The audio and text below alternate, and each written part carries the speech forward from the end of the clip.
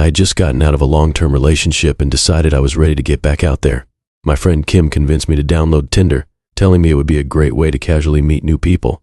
I was skeptical at first, but finally created a profile and started swiping. After a few days of small talk and unsuccessful matches, I started to lose interest. But then Brad's profile popped up. His pictures showed a handsome, dark-haired man with kind eyes and a great smile. We liked so many of the same obscure bands and books, it seemed too good to be true. I decided to super like him. To my surprise, we matched right away, and he messaged me. Brad was attentive from the start. He would ask thoughtful questions about my day and remembered even minor details I had mentioned about my interests or my work as a graphic designer. When he asked me out for a drink, I readily accepted. We met at a dimly lit craft cocktail bar, and conversation flowed easily. Brad told me about his recent move to the city after getting a promotion at his finance job. He had an air of success about him, but was very down to earth.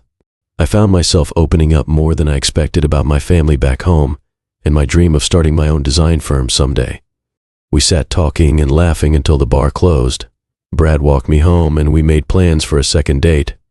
Over the next few weeks, we fell into an easy routine. Picnics in the park, hikes, movies on the couch. It felt comfortable and fun. A month in, Brad invited me as his date to a friend's wedding. Meeting his college buddies, I was excited to learn more about this new man in my life. But that night, things took an odd turn. His friends made a few jokes about his frat house shenanigans that didn't seem to line up with the straight-laced student Brad had described. When I jokingly asked him about it, his mood darkened instantly. Later that night, I noticed a few other inconsistencies. He introduced me as his girlfriend from Chicago, though I had never lived there. He mentioned his dog Cooper, who had sadly passed away, though weeks early he had regaled me with stories of his dog Dexter. Something didn't feel right. The next week, I attempted to subtly bring up the oddities I noticed, but Brad either glossed over my questions or reacted with irritation. My friend Kim convinced me to do some digging, and that's when I uncovered the truth. Brad had multiple online dating profiles on Tinder, Bumble, and OkCupid. Each profile had small differences about where he was from, where he worked, if he had pets or not. He was clearly presenting himself as whatever he thought a woman wanted to hear, creating a tailored persona each time. My heart sank realizing he had probably approached me in the same way, carefully crafting each conversation to match my interests and make himself more appealing. When I confronted Brad over the phone with what I had found, it was like a switch flipped. His warm, generous personality vanished. He hurled angry insults at me, telling me I had no right to look into his private life. Then he accused me of being closed-minded and unable to handle his complex life. I ended the call quickly, feeling chilled by this sudden shift. But this was only the beginning of the nightmare. Brad proceeded to stalk me both digitally and in real life. He somehow got my phone number and wouldn't stop texting. The messages varied from pleading for another chance to disturbing threats about what he would do if I tried to leave him. Once he showed up outside my office building with flowers, asking my coworker where I was. I couldn't prove it was him, but I knew. Changing my number didn't help. Brad kept creating new accounts to contact me. He would cycle between desperate apologies and vows to change to furious rants about my coldness. His obsession was escalating. Enough was enough. With the help of Kim and other friends, I took action. I blocked Brad on all platforms, made my accounts private, and informed building security at my home and office to look out for him. I went to the police to file reports about his disturbing threats of violence against me. It was exhausting and scary, but after a few weeks, Brad seemed to finally get the message. That Tinder match unleashed a living nightmare. In hindsight, I ignored too many red flags out of loneliness and wishful thinking. I allowed a stranger too far into my life too fast. But I refused to be a victim. Now I am extra cautious when online dating. I run background checks, watch for inconsistencies, and keep personal details private until I'm sure someone is legitimate. And I listen to my gut when it tells me to get out. No more chances or excuses. What I went through still leaves me shaken if I dwell on it. But I'm thankful to have gotten out relatively unscathed, and to have learned painful but important lessons about protecting myself both online and off. I survived the Tinder horror story, and now help other women avoid the same traps. Staying vigilant takes work, but it sure beats the alternative. It was just another dull Saturday evening when I decided to open up Tinder and see if there were any interesting women in my area looking to chat or meet up. I had been in a bit of a dating slump lately, with work and other responsibilities taking up most of my time. but I was hoping I might match with someone cool who could make my weekend a little more exciting. As I lazily thumbed through profile after profile, I landed on one that immediately caught my eye, an absolutely stunning brunette named Sarah with a warm, genuine smile. Her photos showed her doing fun, adventurous activities like rock climbing and hiking. Her bio said she had just moved to the city for a new job and didn't know many locals yet. She seemed friendly and down to earth, yet also independent and outgoing. We matched right away, and I was thrilled when she responded to my opening message. We hit it off over messaging, cracking jokes, and discovering we had a lot in common. She said she worked as a graphic designer and dreamed of traveling the world someday. I was an accountant, which sounded boring compared to her life, but she said she found it impressive. The conversation flowed easily, without any awkward pauses. Before I knew it, an hour had passed just chatting with this girl I felt like I was really connecting with. Mustering my courage, I asked if she wanted to meet up for a drink that night. My heart raced as the speech bubbles on my screen showed she was typing. To my surprise and delight, she readily agreed to meet at a popular local bar. I could hardly contain my excitement. Not only was an attractive girl interested in me, but we really seemed to have chemistry. This had the potential to lead to something great. I showered and shaved, then spent way too long picking out my outfit. I wanted to look nice but casual. I settled on dark slim jeans and a button-down shirt. I splashed on a little cologne to top it all off before heading out, eager to make a good first impression on Sarah. When I arrived at the packed bar, music and lively chatter filled the room. I staked out a small high-top table with a good view of the door so I could watch for Sarah to walk in. I ordered a beer to try and calm my nerves as the minutes ticked by. I checked the time on my phone constantly, feeling a pit growing in my stomach as it got later and later with no sign of her. After 30 minutes had passed with no text from Sarah, I had to accept the harsh truth. I had been stood up. I was disappointed, but honestly not that surprised. Getting ghosted seemed to be a common risk with online dating. I finished my beer and was getting ready to head home when an ominous message lit up my phone screen. "Help, I'm in trouble." It was from Sarah. My heart dropped, immediately concerned she was in real danger. Another message quickly followed with a blurry photo of a dimly lit street corner. She said a group of strange men had started following her once she parked near the bar, and they had chased her for blocks until she ducked down this alley. She was whispering that she was trapped and begging me to hurry and come rescue her. Without hesitation, I rushed out of the bar and hailed the first cab I saw. I showed the driver the blurry photo on my phone and told him to get me to that location as fast as possible. As we drove into a sketchy neighborhood filled with vacant, run-down buildings and dark, narrow backstreets, warning signs started flashing in my mind. But I pushed the doubts away, focused only on helping Sarah. The cab came to a stop at the intersection from the photo. It was eerily quiet, the street lamps flickering faintly in the darkness. I told the driver to wait as I jumped out, shouting Sarah's name down the alley. Only cold silence answered back. I cautiously made my way down the sidewalk, straining my eyes into the shadows around me. Suddenly, an explosion of pain erupted in the back of my skull, and everything went black. I slowly regained consciousness, opening my eyes to find myself in a small, dingy room lit by a single dangling light bulb. I tried to bring my hand to the throbbing knot on the back of my head, but found my arms were tightly bound. My feet were also tied up. Terror washed over me as the metal door creaked open, and 3 men walked in, chuckling quietly. I recognized them from the blurry photo Sarah had sent. It all became horrifyingly clear. Her desperate pleas for help had been part of an elaborate ruse. These men must use fake profiles on Tinder to lure in unsuspecting guys, making us think women are in trouble in order to kidnap us. Sarah had never been in danger at all, but now I certainly was. The men loomed over me, reeking of cigarettes and alcohol. One flashed a switchblade from his jacket pocket, while another cracked his thick knuckles menacingly. I opened my mouth to beg for mercy, but no words came out. I could only watch helplessly as they closed in, utterly trapped with no way out. By some miracle, I managed to escape from that house of horrors later that night, when my kidnappers were passed out drunk. I won't describe the details of how I made it out alive, with them making sure to leave me with a few scars so I'd never forget. I immediately went to the police and reported the elaborate catfishing scheme, though the men had disappeared without a trace.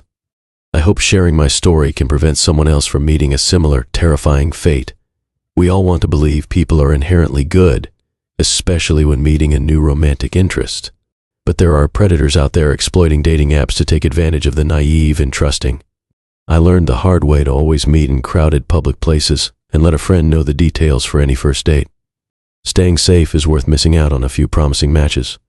You can never be too cautious with online dating, as I found out in the worst way imaginable. I still vividly remember the day I matched with him on Tinder. His profile picture showed him proudly rock climbing, muscles flexed. He looked rugged and adventurous. We messaged back and forth for a few weeks. He seemed outgoing and exciting, always suggesting new restaurants or bars around the city to meet up at. Our first date went really well. The conversation flowed smoothly over dinner and drinks. He was talkative and made me laugh a lot. When we parted ways, he immediately asked if he could see me again soon. I happily agreed. Over the next month, we had several more fun dates around town. He took me dancing, to comedy shows, on a hike. I thought I was getting to know him, but in hindsight, I realized we mostly talked about me, my job, my interests. He remained mysterious about his own life. Then one night over sushi, he brought up the idea of getting out of town for a weekend. He described a charming rustic cabin he knew of a few hours away, out in the woods with no cell service. It sounded like a fun, spontaneous mini vacation. The thought of unplugging from technology and getting lost in nature with him sounded perfect. I agreed without thinking twice about going to this remote location with a man I still barely knew. We left early Saturday morning. The farther we drove outside the city, the more remote the scenery became. Winding mountain roads led us deeper into dense forests. He grew unusually quiet and tense as we left behind any signs of civilization. I tried to start friendly conversations to break the uneasy silence, but he only responded with terse one-word answers. When we turned down a narrow dirt road to the cabin, I got the chilling sense that something felt very wrong. The cabin itself was not as charming as he had described. It was run down, with weathered wood siding and overgrown landscaping. Inside, it was dark and dilapidated, with just a dirty mattress on the floor and a few fraying chairs. Certainly not the romantic getaway spot he had portrayed. As the sun started to set, plunging the remote location into total darkness, I shivered with apprehension. I suggested we drive back to town to get proper supplies, but he sternly insisted we stay. That's when I started to fully grasp just how isolated we were out there. No lights, power, food, or civilization for what seemed like miles in every direction.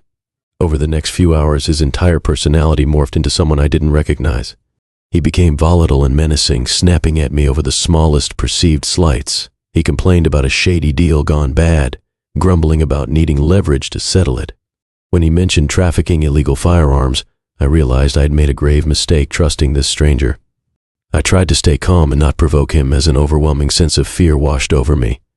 We were alone in the middle of dense, unforgiving woods, and I had no idea what this unpredictable man was capable of. Under the guise of using the bathroom outside, I snuck out and assessed my options in the dark. The blackness surrounding the cabin was disorienting and absolute. No trails or tire tracks or any signs of life were visible, just thick, untamed wilderness. I knew I was trapped there with him. As I crept back inside, I overheard him growling threats into his phone about leverage and hurting people. With dawning horror, I realized he intended to use me as a pawn for some criminal purpose. I had to get away from him if I wanted to make it home alive. I waited until he eventually drank himself into an angry, incoherent stupor before attempting escape. In the earliest hours of dawn, I quickly threw my few belongings into my bag and slipped outside into the frigid morning air. The woods were shrouded in an eerie gray fog as I picked a direction and started running. With no trail or compass, I had no idea if I was heading towards safety or further into the menacing forest. The thin brambles clawed at my arms and legs as I scrambled desperately through the underbrush. After what felt like an eternity, the morning sun finally pierced through the woods ahead of me. In the distance, I spotted a single dirt road cutting through the sea of trees. I ran towards it on shaky, weary legs. Following the lonely road for miles, I eventually stumbled upon a small ranger station, nearly collapsing with relief. The kindly older ranger listened with alarm to my story and notified the authorities. Later, I found out the man had a lengthy criminal history. He had deliberately lured me out to the remote cabin under false pretenses, intending to take me hostage for leverage in a drug deal gone wrong. Ever since that harrowing Tinder date, I am extremely cautious when meeting strangers online now. I only agree to dates in crowded locals, tell a friend where I'll be, and keep my drink in sight. Though the chilling experience left me wary of dating, I did eventually meet a wonderful man who respects my boundaries. He knows my history of misplaced trust and is gracious when I move slowly. And yet, I still check over my shoulder when walking alone at night because of the terrifying manipulation I endured. I'm grateful I summoned the courage to listen to my intuition and flee a dangerous situation before worse harm was done. My brush with a volatile criminal in that remote cabin haunts me, but serves as an important reminder of the dark intentions that can lurk behind friendly online profiles. I had just gone through a tough breakup after being in a long-term relationship that didn't work out. At the encouragement of my friends, I decided to try online dating for the first time in my life. They convinced me to download Tinder since it was so popular for meeting new people. I was skeptical at first, but set up a profile with a few nice photos of myself and began swiping. In the first few days, I chatted with some friendly women, but there was no real connection. Then I came across Emily's profile. Her main photo showed a petite blonde woman with sparkling green eyes and a playful smile. The other shots highlighted her stylish outfits and model-like figure. Her bio said she had recently moved to the city to pursue acting and modeling, which explained the professional-looking photos. We instantly hit it off, and soon we were chatting for hours every day about everything under the sun. Emily was so easy to talk to, like a friend I'd known for years. We just clicked. She was a great listener who always seemed interested in what I had to say. It felt like she really understood me. Within 2 weeks, I felt myself falling for Emily, even though we hadn't met in person yet. Our busy schedules just hadn't aligned. But we made concrete plans to meet up that weekend for dinner at a nice restaurant downtown. I could hardly wait to meet this incredible woman face to face. When the big night arrived, I got to the restaurant early and texted Emily that I had already been seated. I requested a table a bit more private and with a reserved sign, so she'd have no trouble finding me. About 10 minutes after our agreed meeting time, I saw a tall brunette woman scanning the room, looking lost. It took me a minute before realizing it was Emily. She looked nothing like the photos on her profile. The woman approaching my table had brown eyes, not green, and a figure noticeably fuller than the slim blonde I had seen online. I tried to hide my shock as Emily arrived at the table. She seemed nervous and awkward, but gave me a quick hug before sitting down. As we began conversing, I gently brought up that she looked different than her photos. That's when Emily revealed the truth. She admitted she had used fake pictures and fabricated personal details on her Tinder profile. I felt like my head was spinning trying to process this bizarre information. I just couldn't understand why someone would lie about so many basic facts on their dating profile. As our dinner continued, I started noticing odd behaviors that hinted at deeper issues with this woman. Emily would go back and forth between playing the victim, having angry outbursts over minor things, and making inappropriate advances towards me right there in the restaurant. I realized I'd been completely fooled by this person online. All the feelings I had for Emily evaporated instantly. I no longer wanted anything to do with this stranger sitting across from me. I told Emily firmly that I thought it best if we went our separate ways permanently. That's when things took a scary turn. Emily broke down and started sobbing about how I couldn't leave her. She claimed I was the only good thing going in her life right now. As I tried to gently reiterate that it was over, she became hysterical. Emily demanded I come back to her apartment to talk things over more. I kept refusing, but she was becoming more aggravated and irate. By this point, other diners were staring. Feeling extremely anxious about the brewing scene, I finally agreed to share a cab back to her place, but just to calm her down until we were away from the crowds.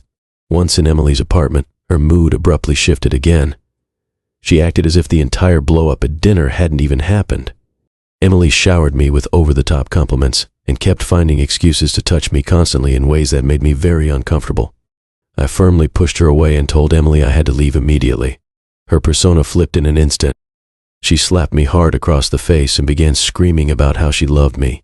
I was utterly terrified, but managed to shove past her and get to the door. Emily followed me out onto the street, alternating between hysterical crying and making verbal threats. I frantically flagged down a taxi as Emily clung tightly to my arm, pathetically begging me not to go. I shook myself loose from her vice-like grip and quickly jumped into the cab, my heart pounding. As we drove away, I watched Emily's figure grow smaller in the rear window, looking totally unhinged. My cheek was still stinging where she had hit me. I was hugely relieved to have escaped, but now terrified Emily might try to find me at home or work. For weeks after, I was constantly looking over my shoulder, worried Emily would suddenly show up. I considered filing a police report, but had no hard evidence of her actions that night. Thankfully, I never saw Emily again. But that experience shook me to my core and completely soured my opinion of online dating. I learned the hard way that you truly don't know who a person is behind their profile. I'm much more cautious now about meeting matches in real life, and I definitely steer clear of any woman using glamorous model-style shots on their profile. My failed date with Emily was the first and last time I ever used Tinder. Some lessons in life you just learn the hard way, I guess.